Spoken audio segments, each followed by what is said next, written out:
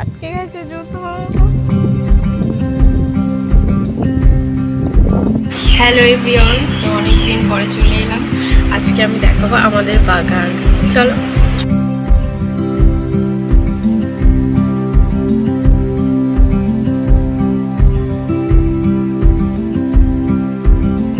অনেকদিন পরে মাঠে এসেছি, হাঁটতে পারছি না, তাও আবার জুতো পরে যাবো কি করে, তাই ভাবছি।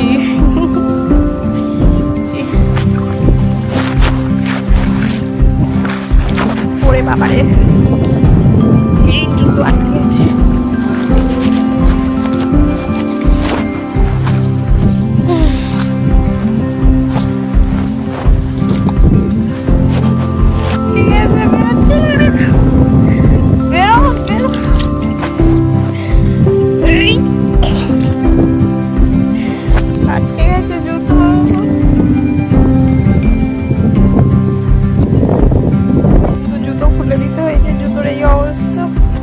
ওইখানটায় গিয়ে রেখেছিলাম। আমাদের বাগান ওই ওখান থেকে এই পর্যন্ত পুরোটাই শসা গাছ দিয়েছে। শসা বাগানে এসে পৌঁছালাম, চলো দেখাচ্ছি বাগান। এই হচ্ছে আমাদের ফিশারি, এখানে ছোট ছোট গাছ লাগিয়েছে। কিসে লেবু গাছ, লেবু হয়েছে। এই হচ্ছে শসা গাছ। শসা কই, শসা আমাদের দেখা যাচ্ছে না। শসা দেখা গেলে দেখাবো। জাম হয়েছে আবার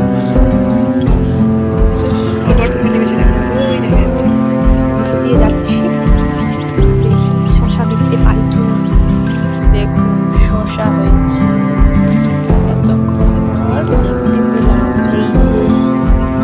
বেঁধে রেখেছে কারণ এই যে বলতাগুলো রয়েছে না, এইগুলো ফুটো করে দিলে ব্যাস শসা খারাপ হয়ে যাবে।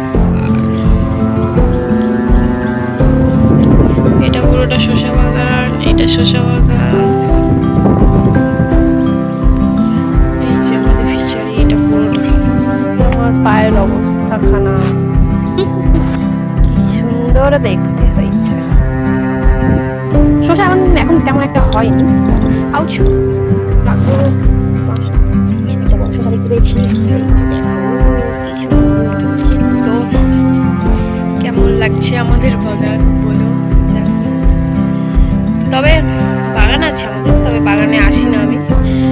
এই প্রায় 1.5 মাস পর এলাম, আবার দেখতে কেমন কি হয়েছে। জানি অতটা ভালো দেখা যাচ্ছে না, কি বয়ে বয়ে নিয়ে যাচ্ছে বাঁশ, কি করবে জানি না। বৃষ্টি টিষ্টি বলে এসে থাকে। এই হচ্ছে কি কুচি বানিয়েছে, দেখি কি আছে কুচির ভেতরে। ও মেশিন পত্র, বিষ এগুলোই আছে। এটা পেয়ারা।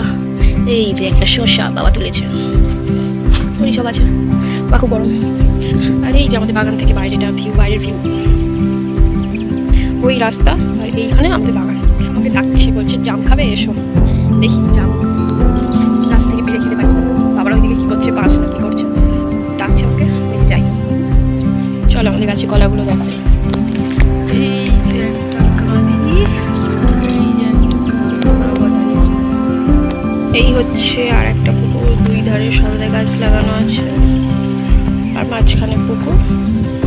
যে ওই জাম গাছটা জাম হয়ে আছে, কিন্তু যাবো কি করে, তো বন জঙ্গল।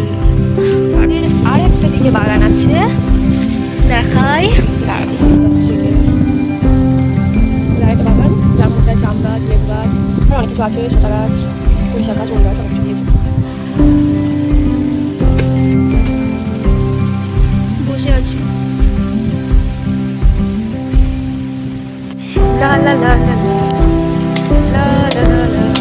কোথায় গিয়ে যাচ্ছিল?